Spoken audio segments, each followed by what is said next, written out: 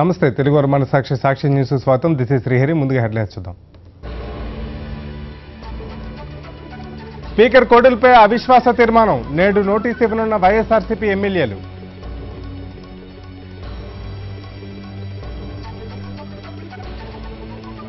మహబూబ్నగర్ జిల్లాలో ఎమ్మెల్సీ ఎన్నికల వేడి, టీ కాంగ్రెస్ నేత ఇంట్లో పోలీసులు సోదాలు.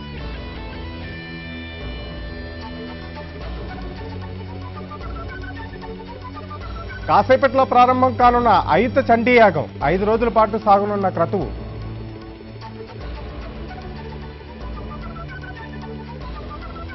నెల్లూరు జిల్లాలో విషాదం, ఆటో బోల్తా 4 మృతి.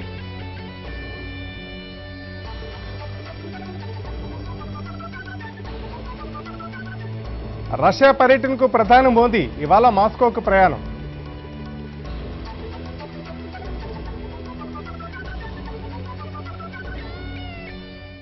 ఇవి ఇప్పటివరకు ఉన్న హెడ్లైన్స్. ఇక ఇవాల్టి దినపత్రికలో ప్రధానమైన వార్తా కథనాలు ఒకసారి చూద్దాం. వార్తా కథనాలు తెలుసుకున్న తర్వాత అయుత చండీ యాగంపై ప్రత్యేక చర్చా కార్యక్రమం ఉంటుంది. అలాగే అయుత చండీ యాగం 8 గంటలకు ప్రారంభమవుతుంది. ప్రారంభమైన వెంటనే ఈ ప్రత్యక్ష ప్రసారాలు కూడా ప్రేక్షకుల ముందుకు వస్తుంది. ముందుగా ఇవాళ సాక్షిలో ప్రధానమైన వార్తా కథనాలు ఒకసారి చూద్దాం. ఇక జువెనైల్ వయసు 16కు తగ్గిస్తూ రాజ్యసభ ఆమోదం తెలిపింది. మొత్తం మీదకి ఈ బిల్లుకి పార్లమెంట్ ఆమోదం తెలిపినట్టయింది. అత్యంత హేయమైన చర్యల విషయంలో ఈ జువెనైల్ వయసును 18 నుంచి 16కు తగ్గిస్తూ ఈ కీలకమైన చట్ట సవరణ చేశారు. ఈ చట్ట సవరణకు సంబంధించి నిర్భయ తల్లిదండ్రులు కూడా సంతృప్తి వ్యక్తం చేసిన నేపథ్యంలో మొత్తం మీదకి ఈ జువెనైల్ వయసు తగ్గింపుపై పెద్ద ఎత్తున పోరాటం జరుగుతున్న నేపథ్యంలో పార్లమెంటు దీనికి ఓకే చెప్పడం అత్యంత ముఖ్యాంశంగా మారింది. ఇక అమెరికా ఆశలకు బ్లాక్ లిస్ట్ కష్టాలు, నాణ్యత కొరబడిన 150కి పైగా వర్సిటీలపై దృష్టి పెట్టిన అమెరికా కాలిఫోర్నియాలో 22 విశ్వవిద్యాలయాలను బ్లాక్ లిస్టులో పెట్టినట్టు సమాచారం. ఆ జాబితాలోని 2 వర్సిటీల్లో చేరుతున్న విద్యార్థులను వెనక పంపుతున్న వైనం. ఇమ్మిగ్రేషన్ అధికారులు తిప్పి పంపిన భారతీయ విద్యార్థులు 25కు పైన ఉన్నారు. ఈ వర్సిటీల్లో చేరేందుకు వెళ్లిన 600 మంది పరిస్థితి చాలా ప్రశ్నార్థకంగా మారింది. మొత్తం మీదకి అమెరికా విశ్వవిద్యాలయంలో చేరాలనుకుంటున్న తెలుగు విద్యార్థుల పరిస్థితి అగమ్యగోచరంగా మారింది. చాలా వర్సిటీలను బ్లాక్ లిస్టులో పెట్టినట్టుగా భారత విదేశాంగ శాఖ కూడా స్పష్టమైన సూచన చేసిన నేపథ్యంలో ఈ విద్యార్థులు విద్యా సంస్థలను కోల్పోయే పరిస్థితిని ఎదుర్కొన్నారు. ఇక ఎర్రవెల్లి పిలుస్తుంది, దేశం దృష్టిని ఆకర్షిస్తున్న కుగ్రామం. ఆయుత చండీ యాగంతో చుట్టుపక్కల ఊళ్ళకు కొత్త వెలుగులు, మెరిసిపోతున్న రహదారులు, మురిసిపోతున్న పల్లె ప్రజలు. అంగరంగ వైభవంగా ఏర్పాట్లు, విద్యుత్ వెలుగుల్లో కాంతులీనుతున్న యాగక్షేత్రం అని పేరిట ఆయుత చండీ యాగశాల నుంచి ప్రత్యేక ప్రసారాలు కూడా మరికాసేపట్ల ప్రారంభమవుతున్నాయి. ఇక ఆంధ్రప్రదేశ్ జన్కోలో దండుకో 2680 కోట్ల కేసరు. ఏపీ జన్కోలో విచ్చలవిడి అవినీతి, 2 కొత్త థర్మల్ ప్రాజెక్టుల కాంట్రాక్టులో గోల్మాల్. ప్రైవేటు కాంట్రాక్టర్లు టాటా బీజీఆర్లకు 2600 కోట్లకు పైగా అదనపు చెల్లింపులకు రంగం సిద్ధం. 1000 కోట్ల ముడుపుల దందా, యావత్ తతంగం వెనుక ప్రభుత్వాధినేత హస్తం ఉన్నట్టుగా ఆంధ్రప్రదేశ్ సంబంధించి ఒక కీలకమైన స్టోరీ రావడం జరిగింది. ఇక స్పీకర్పై అవిశ్వాస తీర్మానం ప్రవేశపెట్టడానికి సిద్ధమైంది వైఎస్ఆర్సీపీ. ఈ మేరకు ఉదయం 10:30 గంటలకు అసెంబ్లీ కార్యదర్శికి నోటీసు ఇవ్వనున్నారు. ఇక నిర్వేదం, ఉన్మాదం, సివిల్స్ ర్యాంక్ రాలేదన్న ఆవేదనతో సైకోలో మారిన బల్వీందర్ సింగ్ నిన్న కరీంనగర్లో జరిగిన ఇన్సిడెంట్కి సంబంధించి సాక్షి టీవీ ప్రత్యక్ష ప్రసారం చేసింది. ఈ అంశానికి సంబంధించిన వార్తను కూడా బాగా హైలైట్ చేశారు. ఇక ఆంధ్రప్రదేశ్లో మరిన్ని వార్తలకు విషయానికి వస్తే స్పీకర్పై అవిశ్వాస తీర్మాన అంశాన్ని బాగా ప్రస్తావించారు. ఎందుకు అవిశ్వాస తీర్మానం ప్రవేశపెట్టాల్సి వచ్చిందన్న దానిపై వైఎస్ఆర్సీపీ కొన్ని అంశాలని ప్రస్తావించింది. స్పీకర్ తీరు మార్చుకుంటారని గతంలో అవిశ్వాస తీర్మానం ఇచ్చి హెచ్చరిక చేశాం. కానీ స్పీకర్ శైలిలో ఏమాత్రం మార్పు కనిపించడం లేదు. ప్రజాస్వామ్య పరిరక్షణ, ప్రజాభ్యుదయం కోసం విధులైన పరిస్థితుల్లో స్పీకర్పై అవిశ్వాస తీర్మానం నోటీసు ఇచ్చేందుకు సిద్ధమైనట్టుగా ఆ పార్టీ తెలియజేస్తుంది. ఇక బాక్సైట్ సరఫరా జీవోను రద్దు చేస్తూ చంద్రబాబు నాయుడు నిన్న శాసనసభలో ప్రయత్నం చేశారు. అయితే గతంలో 2 జీవోలను రద్దు చేసిన ప్రభుత్వం తాను కొత్తగా జారీ చేసిన 97 జీవో రద్దు గురించి మాత్రం ప్రస్తావించలేదు. అసలు ఈ 97 జీవో రద్దు చేయకుండా ప్రజల ఆకాంక్షలను ఎలా తీర్చినట్టు అవుతుందని చెప్పి కూడా పెద్ద ఎత్తున ప్రశ్నలు వెలువెత్తుతున్నాయి. ఇక రోజాను శాశ్వతంగా బహిష్కరించాలంటూ అధికార పార్టీ సభ్యులు డిమాండ్ చేశారు. విజువల్స్ చూసి నిర్ణయం తీసుకుంటానన్న స్పీకర్ నిన్న శాసనసభ సమావేశాల చివరి రోజు, శీతాకాల సమావేశాల చివరి రోజు దాదాపు 1:15 నిమిషాల పైగా ఇదే అంశంపైన అనూహ్యంగా తెరపైకి తెచ్చి చర్చ జరిపారు.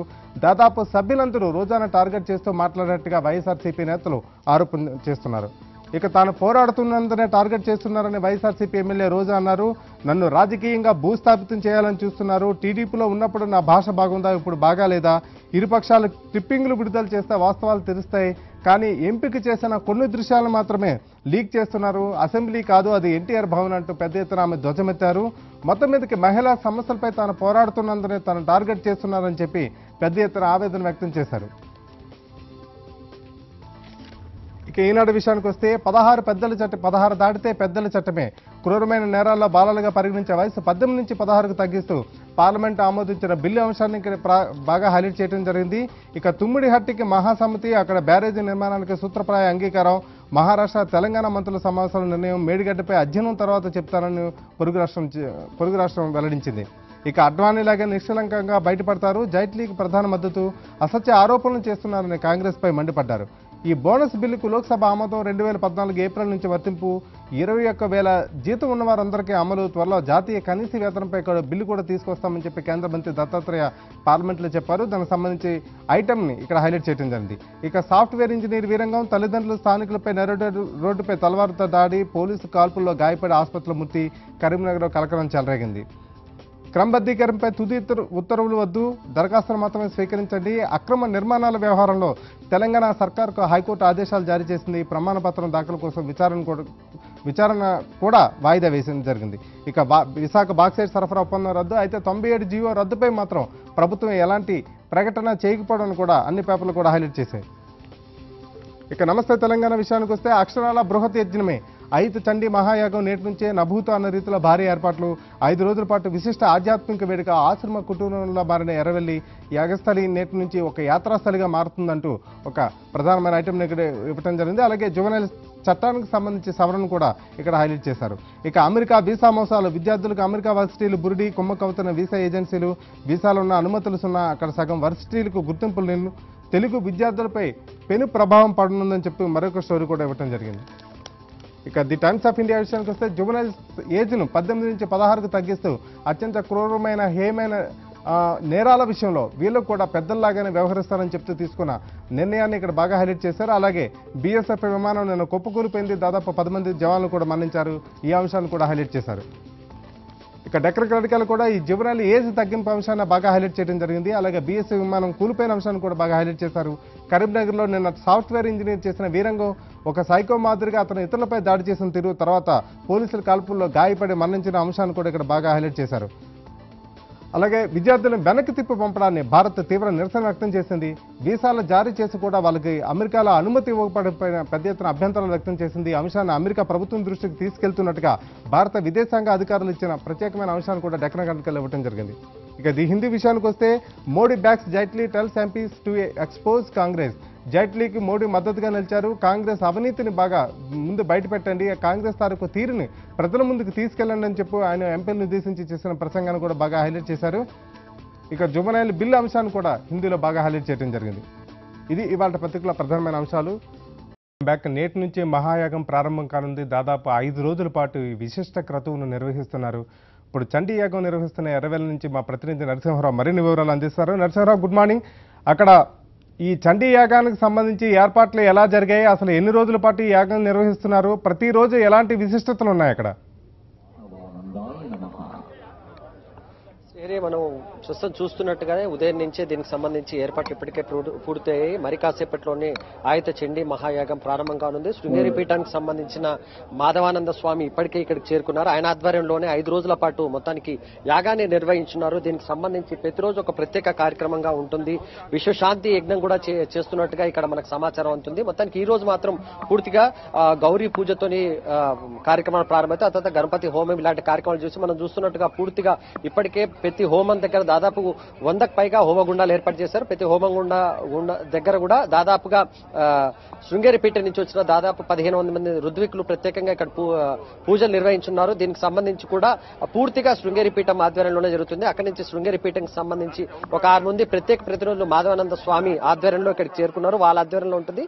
మిగతా ఋత్వికులు మాత్రం వివిధ ప్రాంతాలకు సంబంధించిన వాళ్ళు వాళ్ళు కూడా ఎప్పటికప్పుడు ఏ రకమైన పూజలు చేయాలి ఏంటనేది పూర్తిగా నిర్వహిస్తారు. ఉదయం నుంచి కూడా 12 గంటల వరకు ఒక దశ యజ్ఞం జరుగుతుంది. ఆ తర్వాత మళ్ళా సాయంత్రం 4 గంటల నుంచి 8 గంటల వరకు మరో దఫా కూడా యజ్ఞాన్ని నిర్వహించున్నారు. ఇప్పటికే దాదాపుగా వీఐపీలు ఒకరొకరు ఇక్కడికి చేరుకుంటున్నారు. మంత్రులు దాదాపుగా ఇక్కడికి చేరుకున్నారు. మరి కాసేపట్లో రాష్ట్ర గవర్నర్ నరసింహన్ కూడా ఈ ప్రాంతానికి చేరుకోనున్నారు. 12 గంటల వరకు మొదటి దశగా సరిగా యజ్ఞం జరుగుతుంది. ఆ తర్వాత 4 గంటల నుంచి మరొకసారి కూడా యజ్ఞం ప్రారంభమవుతుంది. మొత్తానికి 5 రోజుల పాటు ప్రత్యేక కార్యక్రమాలు నిర్వహిస్తారు. పూర్తిగా శృంగేరి పీఠానికి దీనికి సంబంధించి ఏ రోజు ఎలాంటి కార్యక్రమాలు నిర్వహించాలనే దానికి సంబంధించి ఒక షెడ్యూల్ రూపొందించుకున్నారు. దాని ప్రకారం మాత్రమే రూపొందిస్తారు. ఇక మనం చూస్తున్నట్టుగా కేవలం యజ్ఞశాలకు సంబంధించిన వరకు మాత్రం ఎవరిని ఇతరులను అనుమతించారు. కేవలం కేసీఆర్ దంపతులు మాత్రమే అనుమతిస్తారు. మిగతా వాళ్ళకి సంబంధించి ఒక ప్రత్యేక స్టేజ్ ఏర్పాటు చేశారు. ఆ స్టేజ్ వరకు మాత్రమే వాళ్ళు పరిమితం కావాల్సింది. కేవలం రుద్వికులు కేసీఆర్ దంపతులు మాత్రమే యజ్ఞశాలలో ఉంటారు.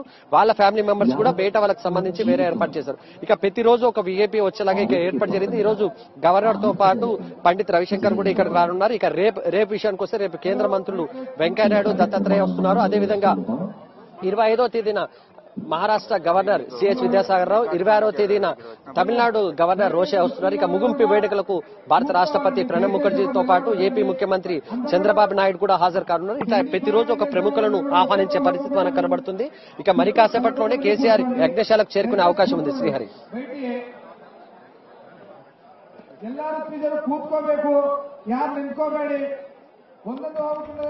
Thank you Narasimharao. ఇక ఇవాళ ఆయుత చండీ యాగం ఎలా ఏర్పాటు చేస్తున్నారు, అసలు ఈ యాగం విశిష్టత అంటే ఏంటి, అయుత అంటే ఏంటి, చండీ అంటే ఏంటి, అసలు చండీకి యాగం ఎందుకు చేస్తారు, దేశవ్యాప్తంగా ఇలాంటి యాగాలు గతంలో జరిగాయా లేదా, తదితర అంశాలపైన విస్తృతంగా మనతో మాట్లాడడానికి ఈ దర్శనం పత్రిక ఎడిటర్ మరుమాముల వెంకటరమణ శర్మ గారు మనతో ఉన్నారు. అలాగే ఈ యాగం తాలూకు విశిష్టత, యాగం చేసే తీరు, యాగం చేసే విధానంలో ఉన్న ప్రముఖ అంశాలు ఏమైనా ఉన్నాయా, తదితర అంశాలన్నింటినీ కూడా మనతో చర్చించడానికి జంధ్యాల వెంకట జగన్నాథ శర్మ గారు, వైదిక ఆగమ పండితులు కూడా మనతో సిద్ధంగా ఉన్నారు. ముందుగా వెంకటరమణ శర్మ గారి దగ్గరికి వెళ్తాం. శర్మ గారు, వాస్తవంగా ఈ యాగం అంటే దేశవ్యాప్తంగా అనేక యాగాలు జరుగుతూనే ఉంటున్నాయి, కానీ ఈ అయుత చండీ యాగం అంటే ఏంటి, అయుత అంటే ఏంటి, ఈ చండీ అనే పదం ఎక్కడి నుంచి వచ్చింది, అసలు ఈ గతంలో పురాణాల్లో కూడా ఇలాంటి యాగాలు జరిగితే అసలు దాని ఏ ప్రాతిపదికన మొదట్లో ఈ ఆరంభం అనేది తీసుకోవడం జరుగుతుంది? అయుత అంటే 10,000, చండీ అంటే మార్కండేయ పురాణంలో ఇది వర్ణించబడింది. చండీ అంటే బ్రహ్మాది దేవతలు అందరూ కూడా మహిషాసురుడు అనేటువంటి రాక్షసుడి వల్ల అనేకమైనటువంటి ఆకృత్యాలు, అనేకమైనటువంటి బాధలు అనుభవిస్తున్నటువంటి తరుణంలో ఈ దేవతలంతా కూడా మహిషాసురుడి యొక్క బాధల నుంచి మాకు విముక్తి కలిగించండి అని చెప్పి బ్రహ్మను వేడుకుంటారు. బ్రహ్మ వీరందరినీ కూడా విష్ణువు వద్దకు పంపిస్తారు. విష్ణు భగవానుడు పరమేశ్వరుణ్ణి కోరి ఈ మహిషాసురుడి వల్ల వస్తున్నటువంటి ఈ సమస్యలన్నింటికి కూడా ఒక పరిష్కారం చెప్పి మీరే ఒక మార్గాన్ని చూపాలి అని చెప్పి ఈ బ్రహ్మ శ్రీ మహావిష్ణువు పరమేశ్వరుణ్ణి కోరినప్పుడు ఆ పరమేశ్వరుడి యొక్క లీల నుంచి ఒక అగ్ని తేజోరూపమై విరాజిల్లుతుంది. అదే చండీ రూపంగా. అది మార్కండేయ పురాణంలో వర్ణించబడింది. ఇందులో మొత్తము కూడా 13 అధ్యాయాలు ఉంటాయి. దీన్నే సప్తశతి అని అంటారు. మార్కండేయ పురాణంలో 700 శ్లోకాలు ఉన్నాయి.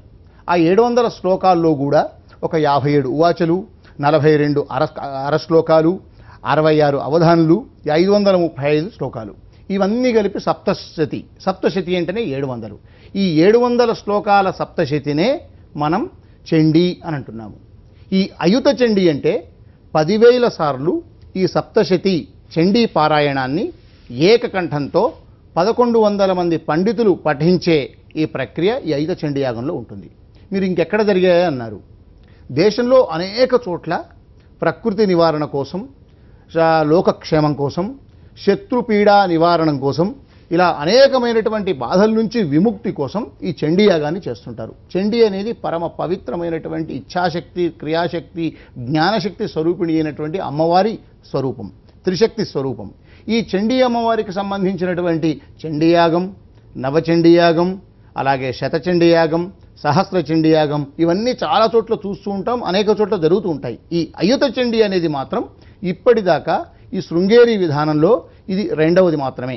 ఇంతకు పూర్వం కర్ణాటకలోని జగద్గురు పీఠం ఆదిశంకరాచార్యులు స్థాపించినటువంటి దక్షిణాంనాయ శ్రీ శృంగేరి శారదాపీఠంలో జగద్గురు పరమహంస పరివ్రాజకాచార్య జగద్గురు శంకరాచార్య శ్రీ శ్రీ శ్రీ భారతీతీర్థ మహాస్వామి వారికి 60వ జన్మదినం, అదే షష్ఠబ్ద పూర్తి మహోత్సవం సందర్భంగా ఈ లోక కళ్యాణం కోసం ఒక గొప్ప కార్యక్రమం చేయాలి అని చెప్పి వారు సంకల్పించారు. అప్పుడు ఎక్కడా కని విని ఎరగని రీతిలో జరిగినటువంటి ఈ అయుత చండీ యాగాన్ని ఇక్కడ చేయాలని చెప్పి చాలా కఠోరమైనటువంటి దీక్షతో అమ్మవారి ఉపాసన ఉన్నటువంటి అక్కడ శృంగేరిలో శిక్షణ పొందిన, ఇంకా భారతదేశంలో వేరువేరు చోట్ల ఈ ఉపదేశం తీసుకున్నటువంటి సప్తశతి ఉపదేశం తీసుకున్నటువంటి మహాపండితులందరినీ రప్పించి 2011 ఏప్రిల్లో షష్ఠబ్ది మహోత్సవం సందర్భంగా దాదాపు 1100 మంది వేద పండితుల చేత అక్కడ ఈ అయుత చండీ యాగాన్ని నిర్వహించారు. చాలా అద్భుతంగా ఆ 5 రోజుల యాగాన్ని నేను ప్రత్యక్షంగా వీక్షించాను. నేను శృంగేరిలోనే ఉన్నాను.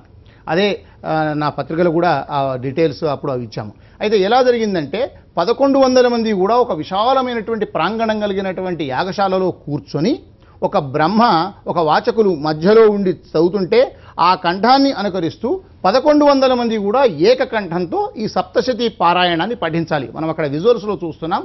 ఈ యాగశాల మొత్తము కూడా ఒకే కంఠంతో ఈ సప్తశతి పారాయణాన్ని చేయాలి. అయితే ఇప్పుడు శృంగేరిలో విధానం ఏంటంటే ఏకోత్తర వృద్ధి అనేటువంటి ఒక విధానంతో శృంగేరిలో జరుగుతుంది. చూసాను, ఏకోత్తర వృద్ధి అనే పదం కూడా అక్కడ వాడటం జరిగింది. ఏకోత్తర వృద్ధి అంటే ఏంటి అసలు? యాక్చువల్ గా ఈ హోమాల ఏర్పాటు తర్వాత ఋత్వికుల సంఖ్య, అంటే ఎవరైతే యాగం చేయదలుచుకున్నారో చేయాల్సిన ఈ యాగ నిర్వహణలో పాలు పంచుకుంటున్నారో వాళ్ళ సంఖ్య, ఈ హోమాల సంఖ్య, ఇవన్నీ కూడా ఒక శాస్త్రబద్ధమైన గణాంకాన్ని కూడా ఉపయోగిస్తున్నట్టుగా తెలుస్తుంది. అసలు వాస్తవంగా ఇందులో ఉన్న ఇదేమంటారు? ఇప్పుడు చాలా చోట్ల చండీ యాగాలు జరుగుతాయి. మన దేశంలో తెలుగు రాష్ట్రాల్లో కూడా అనేక పీఠాల ఆధ్వర్యంలో కానీ అనేక సంస్థల ఆధ్వర్యంలో జరుగుతుంటాయి. అది ఇక్కడ ఒక విధానము, అనేక ప్రాంతాల్లో ఉత్తరాదిన దక్షిణాదిన అన్ని చోట్ల విధానాలు ఉన్నాయి. కొన్ని చోట్ల ఎలాగుంటుందంటే ఎప్పుడైనా చండీ యాగంలో చండీ పారాయణం చేస్తే ఆ పారాయణంలో దశాంశ స్థానంలో హవనం చేయాలి. అంటే పారాయణం సప్తశతి పారాయణం. ఇప్పుడు 100 పారాయణం శతచండీ యాగం అనుకుంటున్నాము. శతచండీ అంటే 100 పారాయణాలు చేయాలి. దానికి దశాంశంగా అంటే 10 సార్లు ఈ సప్తశతి పారాయణాల్లో పారాయణం యొక్క స్వాహాకారాల ద్వారా అగ్నిదేవుడికి హవనం చేయాలి. అలాగే సహస్రచండీలో 1000 పారాయణాలు చేస్తే 100 స్వాహాకారాలతో సప్తశతి స్వాహాకారాలతో హవనం చేయాలి. ఇది సహస్రచండీ. అయుత చండీలో 10,000 సార్లు ఆ యజ్ఞ భగవానుడికి మనం పారాయణాలు 10,000 సార్లు పారాయణం చేస్తే ఏకకంఠంతో ఈ 1000 సార్లు దశాంశమానం ప్రకారం 1000 సార్లు స్వాహాకారాలతో సప్తశతి హవనం చేయాలి. అయితే ఈ ఏకోత్తర వృద్ధి అనేది కేవలం శృంగేరి సాంప్రదాయం మాత్రంగానే ఉంది. ఎలా అంటే ఈ మొదటి రోజున ఈ పండితులంతా కలిసి అలా కూర్చొని మొదటి రోజున ఒక్కసారి పారాయణం చేస్తారు. ఆ ఒక్కసారి పారాయణం చేస్తే 1100 మంది 1100 సార్లు పారాయణమైన కిందికి లెక్క. అలాగే దానికి అనుగుణంగా సాయంత్రం పూట నవాక్షరి జపమని చేస్తారు. ఆ నవాక్షరి మూలమంత్రం బయటకు చెప్పడానికి వీలుండదు. కేవలం అంతర్లీనంగా వాళ్ళు ధ్యానం, ఉపదేశకులు ధ్యానం మాత్రమే చేయాలి. అది సాయంకాలం పూట ఒక్కొక్కళ్ళు 4000 సార్లు జపం చేస్తారు. అంటే 4000 ఇంటూ 1100 మంది దాదాపు 44 లక్షలు. రెండవ రోజు 3000 పారాయణాలు, అంటే ఏకోత్తర 2000 పారాయణాలు. మొదలు ఒక్కసారి చేశారు కదా, రెండో రోజు 2 సార్లు. 2 సార్లు అంటే ఈ 1100 మంది 2 సార్లు 22,000 అవుతుంది. మూడవసారి 3 సార్లు అంటే 33,000. నాలుగవసారి 4 సార్లు 44,000. అదేవిధంగా ఈ జపం కూడా ఎక్కువ నుంచి తగ్గుతుంది. మొదటి రోజు ఒక్కొక్కళ్ళు 1000 జపం చేస్తూ ఉన్నారు కదా, మొదటి 44 లక్షలు, రెండో రోజు 33 లక్షలు, మూడో రోజు 22 లక్షలు, నాలుగో రోజు 11 లక్షలు. ఈ మొత్తము జపము 4 రోజులది కలిపితే 1,000,000 నవాక్షరి జపం అవుతుంది. ఈ మొత్తము 3 రోజులు మన పారాయణం కలిపితే 10,000 జపం అవుతుంది. అప్పుడు జపము దానికి తగినటువంటి పారాయణము మొదటి 4 రోజులు జరుగుతుంది. ఇక చివరి రోజున ఈ ఏదైతే సప్తశతిని 1100 మంది బ్రాహ్మలు కూడా ఈ 108 యజ్ఞకుండాల చుట్టూ కూర్చొని ఒక యజ్ఞ బ్రహ్మ సమక్షంలో ఈ సప్తశతి స్వాహాకారాలతో హవనం చేస్తారు. ఈ 11 ఒక్కొక్క యజ్ఞగుండానికి 11 మంది మొత్తం 1100 సార్లు చేస్తే అయితే 10,000 సార్లకు దశాంశంగా 1000కి జరుగుతుంది. ఎక్కువగా ఎందుకు పెట్టారు ఇంకో 100 మంది అంటే ఎక్కడైనా లోపం జరిగినా ఇంకెక్కడైనా తక్కువ ఉన్నా అమ్మవారికి కాస్త సమానంగా ఆ 10,000 పూర్తిగా నిండాలి. ఎక్కువైనా మంచి ఫలితమే కానీ తక్కువ కాకూడదన్న ఉద్దేశంగా ముందుగా ఎక్కువగా ఉంచుతారు. అంటే 10,000 పారాయణాలు, 1,000,000 నవాక్షరి జపం, అదేవిధంగా దానికి దశాంశంగా 1000 సార్లు ఈ స్వాహాకారాలతో ఈ ఉంటుంది. ఒక్క సప్తశతికి దాదాపు 1000 స్వాహాకారాలు ఉంటాయి. 700 శ్లోకాలు, ఇంకా మిగతా ఇవన్నీ మేము చెప్పుకున్నాం కదా, ఆ 1000 స్వాహాకారాలు. చివరి రోజున ఉదయం నుంచి మధ్యాహ్నం దాకా పండితులందరూ ఈ 1100 మంది జపాలు 4 రోజులు ఏ విధంగా ఏకోత్తర వృద్ధితో చేశారో వీరంతా కలిసి యాగ ప్రాంగణంలో ఒక్కొక్క గుండం చుట్టూ 11 మంది కూర్చొని ఈ హవనం చేసేసి తర్వాత మహాపూర్ణాహుతి కార్యక్రమంతో ఈ ఐత చండీ యాగం యొక్క పరిసమాప్తి సుసంపన్నం అవుతుంది. మెదక్ జిల్లా ఎర్రవల్లి వేదికగా ఐత మహాచండీయాగం ప్రారంభమైంది. ఈ చండీయాగంపై డిస్కషన్ కొనసాగుతుంది. ప్రముఖ వైదిక పండితులు వెంకట జగన్నాథ శర్మ గారు మనతో ఉన్నారు. శర్మ గారు, ఈ చండీ పారాయణ ఫలితం ఏంటి? పారాయణం అంటే ఏంటి? పారాయణం అనేది ఎప్పుడు ప్రారంభమైంది? సర్వమంగళ మాంగళ్యే శివే సర్వార్థ సాధకే శరణ్యే త్రియంబికే గౌరి నారాయణి నమోస్తుతే. ఒకానొక సమయంలో లోకంలో చాలామంది రాక్షసులు చేరి ఇంద్రాది దేవతలందరినీ ఖాళీ చేయించేశారండి. వాళ్ళ యొక్క స్థానాలు ఖాళీ చేయించి వాళ్ళు ఆక్రమించేశారు. ఎందుకంటే ఇందాక శర్మగారు చెప్పినట్టుగా బ్రహ్మదేవుడు కొంతమందికి వరాలు ఇచ్చాడు, కొంతమంది విష్ణువు ఇచ్చేశాడు, కొంతమంది రుద్రుడు ఇచ్చేశారు. చాలామంది రాక్షసులు ఎక్కువైపోయినటువంటి సమయంలో వారు ఏం చేయాలో తెలియని పరిస్థితుల్లో ముగ్గురు కూడా సంహరించలేరు ఆ రాక్షసుల్ని. మహిషాసురుడు మొదలైనటువంటి ఆ శుంభనిశుంభులు ఇలాంటి రాక్షసులంతా ఉన్నారండి. ఇలా ఉండేటప్పటికి ఏం చేయాలో తెలియక వీరందరూ ఒకళ్ళు ఆలోచించుకుని అందరితో దేవతలతో సహా అందరూ వెళ్ళిపోయి ఆదిపరాశక్తిని ధ్యానం చేస్తే ఆవిడ మాత్రమే మనని రక్షిస్తుందని చెప్పేసి ఆవిడ కోసం వెళ్దామని ప్రయత్నం చేశారు. ఆవిడ ఈ బ్రహ్మాండాలు 14 లోకాలు ఉన్నాయి. 14 బ్రహ్మాండాలు దాటిన తర్వాత ఒక మణిద్వీపంలో ఉంటుంది అమ్మవారు. ఉండేటప్పటికి వీళ్ళంతా బ్రహ్మాండాలు దాటి వెళ్ళడానికి కూడా వీళ్ళెవరికి కూడా అవకాశం లేదు, ఎవరు వెళ్ళడానికి అవకాశం ఉండదు. అప్పుడు 8 దిగ్గజాలను తీసుకొచ్చారు, అష్టదిగ్గజాలు అంటారు. తీసుకొచ్చి ఆ బ్రహ్మాండం యొక్క గోడలని బదులు కొట్టించారు.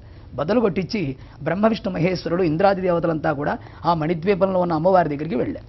వెళ్ళేటప్పటికి ఆవిడ దగ్గర కూడా చాలా ఇప్పుడున్నటువంటి భాషలో సెక్యూరిటీగా చాలామంది దేవతలు ఉంటారు.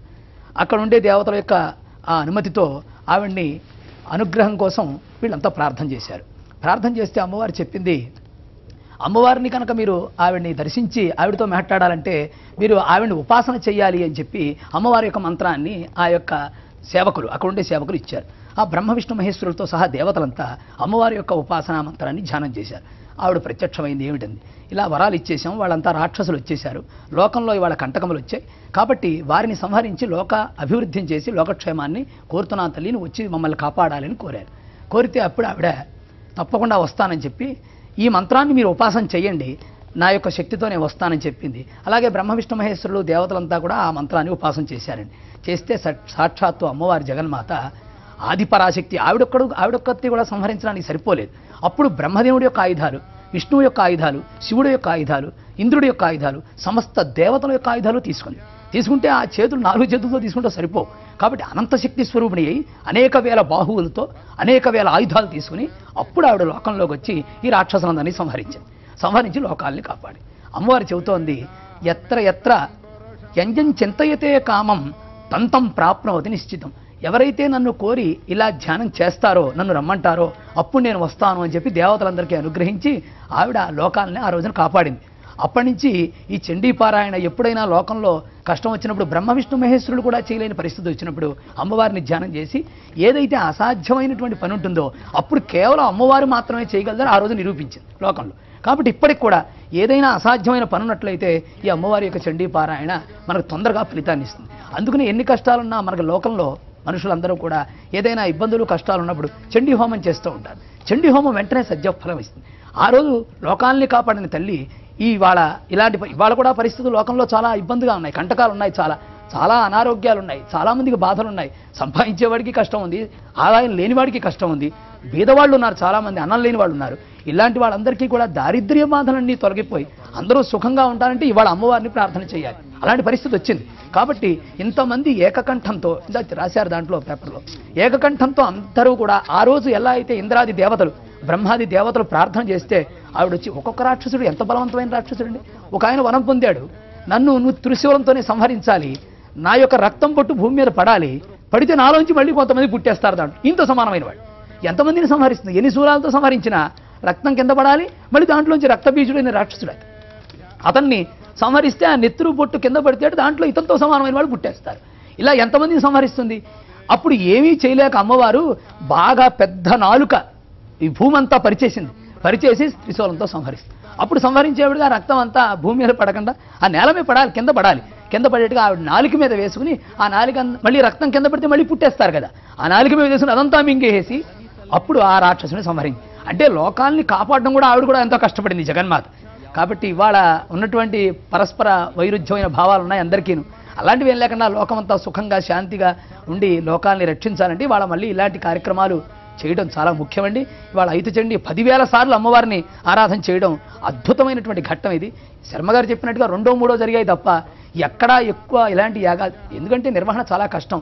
కాబట్టి ఇలాంటి యాగం చేయడం వలన అమ్మవారు వచ్చి తప్పకుండా అనుగ్రహిస్తుందని మన పూర్వం కూడా చెప్పబడింది. ఇప్పుడు అప్పటి నుంచి దేవతలతో సహా ఈ రోజు వరకు కూడా అందరూ చేసి ఫలం పొందిన వారే తప్ప చండీ యాగం చేసాం ఫలితం లేదన్న వాళ్ళు ఎవడూ లేడండి. కాబట్టి వెంటనే సజ్జ ఫలాన్ని అమ్మవారు జగన్మాత ఇస్తుంది. అందువల్ల ఎందుకు చెప్తున్నానంటే అమ్మవారు సంహరించడానికి కూడా అలాంటి రాక్షసులను కూడా, అంత గొప్పమైన వరాలు పొందిన రాక్షసులను కూడా ఆవిడ శక్తి అంతా ఒడగట్టి ఆవిడ సంహరించి ఆఖరి రక్తాన్ని కూడా ఆవిడ తాగవలసి వచ్చే, రాక్షసుల రక్తాన్ని కూడా తాగవలసి వచ్చి అంత కష్టపడి ఆవిడ మన్ని కాపాడి. అందుకనే చెబుతారండి లలితా సహస్రంలో దేవతలంతా విషయం తెలియదు కానీ అమ్మవారి విషయం వచ్చేటప్పటికిట ఉన్మేష నిమిషోత్పన్న విపన్న భువనావళి అంటారు.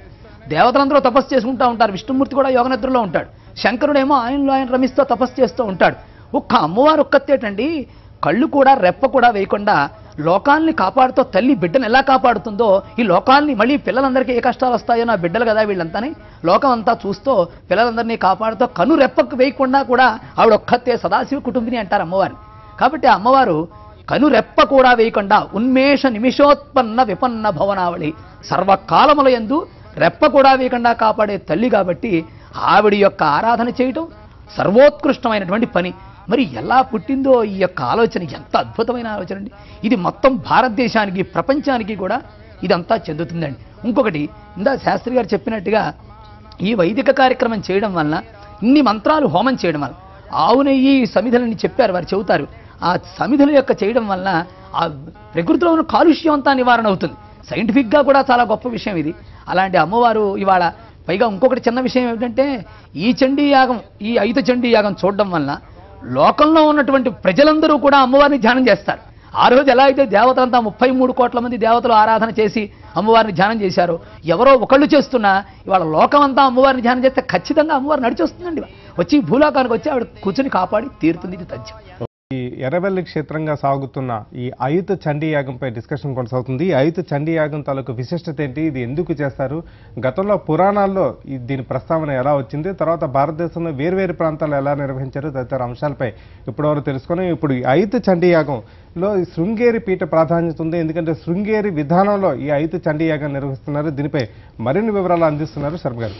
ఈ శృంగేరి పీఠం తాలూకు ప్రాధాన్యత ఏంటి, ఈ శృంగేరి పీఠానికి ఈ అయుత చండీ యాగం తాలూకు నిర్వహణ కానీ ఆ క్రతువు నిర్వహించే కార్యక్రమం కానీ అప్పగించడానికి కారణాలేంటి? శృంగేరి శారదాపీఠం దక్షిణాంనాయ జగద్గురు పీఠం.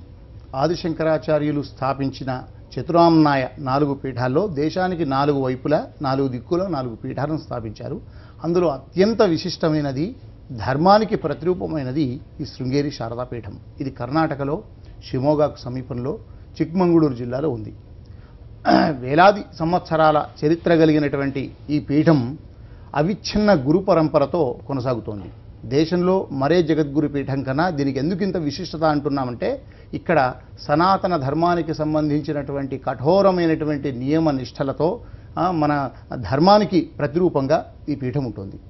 ఇప్పటిదాకా ఆదిశంకరాచార్యులు స్థాపించినటువంటి ఆ పీఠంలో అవిచ్ఛిన్న గురుపర ప్రస్తుత భారతీ తీర్థ మహాస్వామి విధుశేఖర భారతీ స్వామి వారి దాకా అవిచ్ఛిన్న గురు పరంపర కొనసాగుతుంది. ఇక్కడ రాష్ట్రపతి వెళ్ళినా, మామూలు పామరుడు భక్తుడు వెళ్ళినా పీఠం దృష్టిలో అందరూ సమానులే. ధర్మానికి అత్యంత ప్రాధాన్యత ఇస్తారు. ఎక్కడ ధార్మిక కార్యక్రమాలు జరిగినా, ఎక్కడ సనాతన ధర్మాన్ని ప్రతిబింబించే కార్యక్రమాలు జరిగినా పీఠం వెంట ఉండి వాటిని ప్రోత్సహిస్తుంది. పీఠంలో కూడా చాలా స్వామివారి యొక్క తపస్సు కానీ, స్వామివారి యొక్క దీక్ష కానీ, స్వామివారి యొక్క అకుంఠితమైనటువంటి ఈ దేశాన్నంతా కూడా సనాతన ధర్మంలో భయింపజేయాలనేటువంటి ఉద్దేశంతో ఇలాంటి కార్యక్రమాలు చాలా జరుగుతున్నాయి. ఒక్క శృంగేరిలోనే అత్యంత పవిత్రత ఉంది, మిగతా పీఠాల్లో కూడా పవిత్రత ఉంది అని చెప్పగలను. కానీ ఈ జగద్గురు పీఠమైనటువంటి దక్షిణాంనాయ శృంగేరి పీఠం అన్నింటిలోకెల్లా విశిష్టమైనది. అయితే ఈ అయుత చండీ యాగం అనేది మాత్రం కేవలం ఏకోత్తర వృద్ధి. ఇప్పుడు మనం చెప్పుకున్న విధానం ప్రకారం శృంగేరిలో మాత్రమే స్వామివారి షష్ఠబ్ద పూర్త మహోత్సవంలో వైభవంగా జరిగింది. మామూలుగా స్వామివార్ల ఉత్సవాలు లేకుంటే ఇంకేదైనా ప్రత్యేకమైనటువంటి సందర్భాల్లో ఇతర ఉత్సవాలు చేస్తే స్వామివారు ప్రత్యేకంగా మన సనాతన ధర్మాను భారతీయ వేదాలు ఉపనిషత్తులు పురాణాలు ప్రతిబింబించేటువంటి ఈ చండీ యాగాన్ని అందులో ఎక్కడా జరగని ఆ అయిత చండీ యాగాన్ని ఈ ప్రత్యేక సాంప్రదాయంలో చేయాలి అని. మిగతా చోట్ల ఇప్పుడు మీరు అన్నట్టు చండీ యాగాలు జరిగాయి. ఇదే అయిత చండీ యాగం పేరు మీద మన రాష్ట్రంలో కూడా 2 జరిగాయి ఇటీవల. శ్రీ పరిపూర్ణానంద స్వామివారు ఎన్టీఆర్ గ్రౌండ్స్లో నిర్వహించారు. అదేవిధంగా శృంగేరి స్వామివారి ఆశీస్సులతోనే ఇస్మాయిల్ ఖాన్ పేటలోని సప్తప్రాకార దుర్గాభవాని మందిరంలో కూడా జరిగాయి.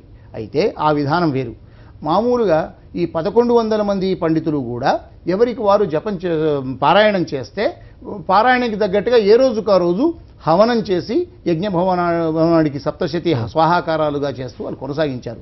కానీ ఇది చాలా కఠోరమైనది ఈ విధానం. ఎందుకంటే ఒకే కంఠంతో 1100 మంది బ్రాహ్మలు కూడా తదేక దీక్షతో పద్మాసనంపై కూర్చొని ఎటూ కూడా చూడకుండా ఏ విధమైనటువంటి దృష్టి లేకుండా కేవలం పారాయణం మీద దృష్టి పెట్టి ఆ కంఠాన్ని కలిపి వాచకుడి యొక్క కంఠాన్ని కలిపి అలా కంటిన్యూ చేయడం అనేది ఎక్కడా జరగల. అది శృంగేరిలో మాత్రమే జరిగింది. అలాంటి ప్రయత్నం ఇక్కడ జరుగుతోంది సేమ్ శృంగేరి స్వామివారి ఆశీస్సులతో.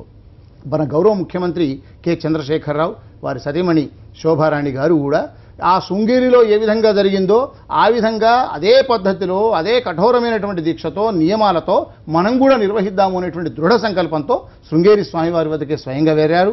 వారిని ప్రార్థన చేశారు. స్వామివారు కూడా ఒక ముఖ్యమంత్రి అంటే భారతదేశం ఇది లౌకిక రాజ్యం. ఈ లౌకిక రాజ్యంలో మనం బాబు రాజేంద్ర ప్రసాద్ జవహర్లాల్ నెహ్రూ దగ్గర నుంచి అనేక రాష్ట్రాల్లో అనేక ముఖ్యమంత్రులను చూశాం. కానీ హిందూ సనాతన ధర్మానికి సంబంధించినటువంటి ఒక వైదిక క్రతువు, అందులో అపురూపమైనటువంటి ఈ అయితచండి లాంటి మహాక్రతువు స్మార్త యాగాల్లో ఉత్కృష్టమైనటువంటి యాగాన్ని ప్రభుత్వ అధినేతగా రాజ్యాంగ హోదాలో ఉన్నటువంటి ఒక ముఖ్యమంత్రి నిర్వహించడమే ఒక సాహసం. సనాతన భారతీయ చరిత్రలో ఇన్ని వేలాళ్లుగా స్వాములు చేశారు, ఇంకొంది పీఠాధిపతులు చేశారు, రాజకీయ నాయకులు రాజ్యాంగ హోదాల్లో ఉన్న వ్యక్తిగత హోదాలో చేశారు. కానీ ముఖ్యమంత్రి స్వయంగా ఈ యొక్క విశాలమైనటువంటి ఒక వ్యవసాయ క్షేత్రంలో కఠోరమైనటువంటి నియమాలతో ఎక్కడా కూడా కించిత్ లోపం లేకుండా ఆ విస్తృతమైనటువంటి ఏర్పాట్లతో ఇంతమంది స్వామీజీలను పీఠాధిపతులను ఆధ్యాత్మికవేత్తలను అందున ధర్మానికి ప్రతిరూపమైనటువంటి శృంగేరి పీఠం ఆధ్వర్యంలో ఈ యాగాన్ని చేయాలని సంకల్పించడమే ఒక సనాతన భారతీయ చరిత్రలో ఒక అపూర్వ సంఘటన. అలాంటి శృంగేరి స్వామివారి యొక్క ఆదేశాల మేరకు శృంగేరి స్వామివారి యొక్క సూచనల మేరకు ఈ నరహరి సుబ్రహ్మణ్య భట్టు అనేటువంటి ఒక గొప్ప పండితుడు అక్కడ శృంగేరిలో జరిగినటువంటి అయితచండి యాగానికి కూడా వారిగే బ్రహ్మగా వ్యవహరించారు. అది ప్రధాన యజ్ఞ నిర్వాహకులు. అదేవిధంగా వాచకులు అంటే ఒకరు చదివితే దాన్ని అనుసరించి ఏకకంఠంతో మిగతా వాళ్ళంతా చదవాలి కదా. అక్కడ కూడా ఈ తంగిరాల శివకుమార శర్మ గారు అని చెప్పి గొప్ప వేద పండితులు, వేద స్మార్త పండితులు, అందులో సప్తశతి పారాయణాల్లో గత 2-3 దశాబ్దాలుగా అనేక చండీయాగాల్లో పాల్గొన్నటువంటి తంగిరాల శివకుమార శర్మ గారు. ఈ సుబ్రహ్మణ్య భట్ గారు ఓవరాల్ అయిత చండీ యాగానికి యజ్ఞ బ్రహ్మ అయితే ఈ వాచకులుగా తంగిరాల శివకుమార శర్మ గారు అయిత చండానికి వారికి అనుకూలంగా చేస్తారు. అదేవిధంగా ఇదే యాగంలో మహారుద్రయాగం కూడా చేస్తున్నారు. ఆ మహారుద్రయాగానికి పురాణం మహేశ్వర శర్మ అనే గొప్ప పండితులు, వారు కూడా శృంగేరి స్వామి వద్ద శిక్షణ పొంది వచ్చిన వారే వారు.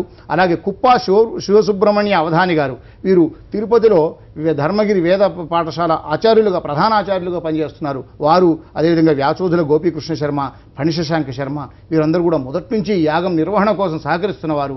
ఈ యాగ నిర్వహణలో వారు సహకారాన్ని అందిస్తున్నారు. ఇలా ఈ ప్రతిష్టాత్మకమైనటువంటి ధర్మానికి ప్రతిరూపమైనటువంటి శృంగేరి పీఠం యొక్క సంప్రదాయం మేరకు శృంగేరి స్వామి యొక్క ప్రత్యక్ష పర్యవేక్షణలో వారు పంపించిన పండితుల సమక్షంలో ఈ మహాయాగం జరగడం చాలా ఉత్కృష్టమైంది, గొప్పనైంది. ఓకే, జగన్నాథ్ శర్మ గారు, వాస్తవంగా ఈ యాగం సందర్భంగా కొన్ని రకాల అంటే ఒక్కొక్క రోజు మొత్తం 5 రోజుల పాటు ఈ క్రతువు చేస్తున్నారు కాబట్టి ఒక్కో రోజు కూడా ఒక రకమైన విశిష్టత ఉంటుంది. ఆ విశిష్టత ఏంటంటారు? మొదటి రోజు ఎలా ఉంటుంది, రెండో రోజు ఎలా ఉంటుంది, మూడో రోజు ఎలా ఉంటుంది, చివరి రోజు ఎలా ఉంటుంది? ఈ యాగంలో ఏకోత్తర వృద్ధి అన్నప్పుడు ఏమిటంటే మొదటి రోజు ఎంత చేశారో రెండో రోజు దాని మీద ఎక్కువ చేస్తారండి, మూడో రోజు దానికన్నా ఎక్కువ చేస్తారు. అలా రోజు రోజుకి పెరుగుతూ ఉంటుంది. దీంతో పాటు ప్రధానంగా ముందు గణపతి హోమం చేసి తర్వాత అమ్మవారి ఆరాధన చేస్తూ తర్వాత ఈశ్వరుడికి సంబంధించినటువంటి రుద్రహోమము అలాగే సుదర్శన హోమము అంటే పంచాయతన దేవతా పూజ. మన లెక్క ఏమిటంటే ఒక అమ్మవారికి ఆరాధన చేసిన సూర్యుడికి, విష్ణువుకి, మహావిష్ణువుకి, అలాగే రుద్రుడికి, అలాగే గణపతికి వీళ్ళందరికీ కూడా మనం చేయాలండి. అలా చేస్తూ పెడుతూ ఉంటారు. కాబట్టి ఈ దీంతో పాటుగా మిగతా యాగాలు జరుగుతూ ఉంటాయి. ఇది మటుకు ప్రధానంగా ఏదైతే ఇవాళ కొంత చేశారో రెండు రెట్లు మర్నాడు 3 వృద్ధి అలా వృద్ధి అవుతూ ఏకోత్తర వృద్ధిగా జరుగుతూ ఉంటుంది. దీన్ని వల్ల చేయడం వల్ల కూడా ఇంకా ఏంటంటే దీంట్లో ఫలితం అమ్మవారి చిన్న మాట ఇంకో మాట చెబుతుంది. ఏమిటంటే ఈ చండీ అమ్మవారు ఎప్పుడైతే రాక్షస సంహారం చేయడానికి వచ్చిందో చాలామంది రాక్షసులను సంహరించిందండి. ఒక్కొక్క రాక్షసుని చాలా కష్టపడి సంహరించగానే వాళ్ళు దేవతలు పుష్పవర్షం కురిపించారు. అంటే మనం కృతజ్ఞతలు అంటామే, అలాంటివి పుష్పవర్షం కురిపించారు. కురిపించిన తర్వాత ఒక 2-2 రాక్షసులు శుంభని రాక్షసులు వాళ్ళిద్దరూ కబురంపుతారు అమ్మవారి దగ్గర. నువ్వేదో మహిషాసురుని సంహరించావు, ఇంకోని సంహరించావు, మేము చాలా గొప్పవాళ్ళం, మేము అన్ని వరాలు పొందాం, నువ్వు మమ్మల్ని ఏమీ చేయలేవు, నువ్వు వెనక్కి వెళ్ళిపోవని కబురంపుతారు. కబురంపేటప్పటికి అప్పుడు ఆ సాక్షాత్తు జగన్మాత అంటుంది, ఆవిడ ఆయుధాలతో ఆవిడ కొద్దిగా కృతజ్ఞతలు చెప్పగానే ఆవిడ పూలవర్షం కాగానే ఒక నిమిషం అలా విశ్రాంతి తీసుకుంటుంది అమ్మవారు. ఆవిడ దగ్గరికి వచ్చి దూత వచ్చి చెబుతాడు, మా యొక్క ఈ శుంభనే ఉన్నారే మా రాజులు, వారి దగ్గర నువ్వు రావద్దు, వెనక్కి వెళ్ళిపోమంటారు. అప్పుడు అంటుంది, పిచ్చివాళ్ళలారా, మిమ్మల్ని కన్న తల్లినిరా నేను, మీకు ఏదైతే శక్తి ఉందంటున్నారో ఆ శక్తిని నేనే, మీకు ఆకలేస్తోందంటే యాదేవి సర్వభూతేషు క్షుధారూపేణ సంస్థిత, నీకు ఆకలేస్తోందంటే నా దయ ఉండాలి. యాదేవి సర్వభూతేషు నిద్రారూపేణ సంస్థిత, నీకు నిద్ర పడుతోందంటే నా దయ ఉండాలి నీకు. యాదేవి సర్వభూతేషు శాంతి రూపేణ సంస్థిత, నీకు శాంతి కావాలి, నన్ను ఆరాధించు, నా దయ వల్లే నీకు శాంతి వస్తుంది, నా దయ వల్లే నీకు నిద్ర పడుతోంది, నీకు నిద్ర లేదంటే ఏదో దోషం ఉంది, నా దయ లేదు నీకు, కాబట్టి నువ్వు నన్ను ఆరాధించు, నీ శక్తి అంతా నాదేరా అని చెప్పి మళ్ళీ తిరిగి కబురు పంపుతుంది. సరే ఆ దూత వస్తాడు కదండి, దూతను ఏం చేయకూడదు కదా మామూలు మన లెక్క ప్రకారంగా. దూత వెళ్ళి ఆ రాక్షసులతో చెబుతాడు. వెళ్ళి చెప్పగానే వాళ్ళు యుద్ధానికి వస్తారు, వాళ్ళని కూడా సంహరిస్తుంది. చెప్పొచ్చేది ఏమిటంటే అమ్మవారి యొక్క దయ, ఆవిడ యొక్క చల్లని చూపులు గల తల్లి కదండి, చల్లగా చూస్తూ ఉంటుంది. ఇందా చెప్పినట్టుగా ఉన్మేష నిమిషోత్పన్న, అయ్యో పిల్లలంతా ఏమవుతారో అని ఆవిడ చూస్తూ ఉంటుంది. ఆవిడే చెబుతుంది ఇంకో అధ్యాయంలో, దీంట్లో 12వ అధ్యాయంలో చెబుతుంది, మీరు నన్ను నమ్మండి, నేను ఏమేమి ఇస్తానో ఫలితాలను చెబుతూ, మీరు ఎవరైతే ఎంజం చింతయతే కామం తంతం ప్రాప్నోతి నిశ్చితం. ఏమండి తర్వాత శృతం హరతి పాపాని తదారోగ్యం ప్రయచ్చతి. ఇందాక చెప్పిందంతా, నీకు శాంతి కావాలంటే నేనే, నీకు దయ కావాలంటే నేనే, నేను దయాస్వరూపిణి, నీకు డబ్బు కావాలన్నా నేనే, నీకు అన్నం కావాలన్నా నేనే అని చెబుతుందండి. చెప్పి ఇదిగో నేను ఈ కోరికలు ఇస్తాను, నా యొక్క పారాయణ వినండి, నీకు ఆరోగ్యాన్ని ఇస్తాను, నీకు ఆయుర్దాయాన్ని ఇస్తాను, నీకు నవగ్రహ బాధలు లేకుండా చేస్తాను, నీకు అన్ని రకాలుగా చూస్తానని ఒక అధ్యాయంలో అమ్మవారు చెబుతుంది. మళ్ళీ చెబుతుందండి అమ్మవారు ఇంకొక అధ్యాయంలో, ఏమో నేను చెప్పాను కదా మీరు నమ్ముతారో నమ్మరో అని ఇంకో అధ్యాయంలో చెబుతుంది. ఫలానా ఊళ్ళో ఫలానా ఆయనకి నేను ఈ ఫలితం ఇచ్చాను, ఫలానా ఊళ్ళో ఫలానా ఉన్నటువంటి రాజుగారికి ఈ ఫలితం ఇచ్చాను, వైశ్యుడికి ఈ ఫలితం ఇచ్చాను, ఇగో వ్యవసాయం చేసే మామూలు సామాన్యుడికి ఈ ఫలితం ఇచ్చాను, వేదాలు చదువుకున్న బ్రాహ్మణుడు కూడా అందరికీ సమానమైన ఫలితాన్ని ఇచ్చానని ఆవిడ ఎక్కడెక్కడ ఎవరెవరికి ఏ ఫలితాన్ని ఇచ్చిందో కూడా అమ్మవారు చెబుతోంది. ఇంత ఉదాహరణగా సోదాహరణంగా రాక్షసులందరికీ కూడా తన బిడ్డలు కదండి, వాళ్ళు కూడా ఎంత సంహరించినా వాళ్ళందరికీ ముందు చెబుతుంది. వాళ్ళు అజ్ఞానం చేత వినకపోతే వాళ్ళని సంహరించింది, ఆవిడ తత్వం అంతా ఆవిడ ప్రబోధించింది చేసి ఆవిడ యొక్క పూర్తి సంపూర్ణమైనటువంటి ఆవిడ అనుగ్రహాన్ని దయాస్వరూపాన్ని మనందరికీ చెప్పింది లోకంలో. చివరిగా ఒకే మాట, సమయం తక్కువ ఉంది. ఈ పూర్ణాహుతి రోజున పాయసం ప్రాధాన్యం ఏంటి? చివరి రోజున ఈ పూర్ణాహుతి సందర్భంగా ఏమి వాడతారు? పూర్ణాహుతి రోజున మహాపూర్ణాహుతి ఐతచండీ యాగానికి, ఇది కూడా చాలా విశిష్టమైనది. దీనికి మొత్తం చివరి రోజు మాత్రమే ఈ 1100 మంది బ్రాహ్మణులు చెప్తారు కనుక 30 టన్నుల మోదక ద్రవ్యాలు, 12 టన్నుల పాయసం, 4000 కిలోల శుద్ధమైనటువంటి నెయ్యిని వాడతారు. ఈ పాయసంలో కూడా మొత్తము ఆ పూర్ణాహుతి ముఖ్యంగా ఇప్ప పువ్వు, వక్క, బీజా పువ్వు, అలాగే నారికేళ్ల గుమ్మడి, చెరుకు గుమ్మడి, మాదీఫల, దానిమ్మ, బిల్వ, కదళి, ఇలాంటి అనేకమైనటువంటి ఫలాలతో పాటు ఈ ఫలాలతో పాటుగా ప్రత్యేకమైనటువంటి వస్త్రాలను, ప్రత్యేకమైన సుగంధ ద్రవ్యాలను అమ్మవారికి ఆ మహాపూర్ణాహుతి రోజున చేస్తుంటారు. ఈ ఉదయం నుంచి కూడా 1000 స్వాహాకారాలతో సప్తశతి పారాయణం మొత్తంలో కూడా మొత్తము ఈ 12 టన్నుల పాయసాన్ని అందులో ఆ యజ్ఞ భగవానుడికి సమర్పిస్తుంటారు. ఈ యజ్ఞంలో ఒక ముఖ్యమైనటువంటి విషయం ఏంటంటే కేవలం ఐతచండీ యాగంతో పాటు ఈ మహారుద్రంతో పాటుగా ఏకన్యాస పూర్వకంగా జరుగుతున్నటువంటి విధానంతో పాటుగా చతుర్వేద హవనం కూడా జరుగుతోంది. ప్రతిరోజు కూడా సాయంత్రం పూట ఈ ఒక ధార్మిక ప్రవచనం దోర్బల ప్రభాకర్ శర్మ, అయాచితం నటేశ్వర శర్మ, అదేవిధంగా ఇంకా పురాణం మహేశ్వర శర్మ, ఇలాంటి గిరిజా మనోహర్ గారు ఇలాంటి వాళ్ళ పురాణ ప్రవచనాలు పెట్టారు. రామలీల రుక్మాభట్ట నరసింహస్వామి గారి చేత ప్రతిరోజు గేయ రామాయణం పారాయణం కూడా నిర్వహిస్తున్నారు. ఈ కార్యక్రమంలో మామూలుగా దేవతలందరూ ప్రార్థన చేసినట్టుగా అమ్మవారిని వాళ్ళ ప్రజానాయకుడు చేస్తున్నాడే, అది చాలా లోకోత్తరమైనటువంటి విషయం అండి. అందువల్ల ఆయన చేయడం ఇది అందరికీ లోకక్షేమకరమని అమ్మవారు చాలా సంతోషిస్తుందని మా అభిప్రాయం. ఇది ఇవాళ హెడ్లైన్స్ షోలో ఈ ఎర్రవెల్లి క్షేత్రంగా జరుగుతున్న ఐతచండీ యాగం విశిష్టతలు, దాని తర్వాత వచ్చే కార్య ఫలాల గురించి కూడా తెలుసుకున్నాం. Signing off Srihari.